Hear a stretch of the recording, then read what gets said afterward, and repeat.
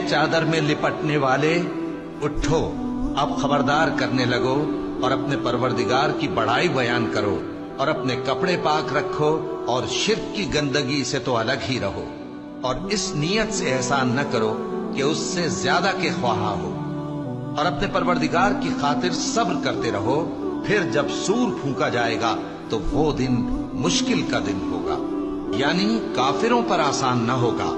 मुझे उस शख्स से समझ लेने दो जिसको मैंने अकेला पैदा किया और मैंने उसको बहुत सा माल दिया और हर वक्त हाजिर रहने वाले बेटे दिए और उसको हर तरह के सामान में वुसअत दी, फिर भी लालच रखता है कि मैं उसे और ज्यादा दूं। ऐसा हरगिज नहीं होगा।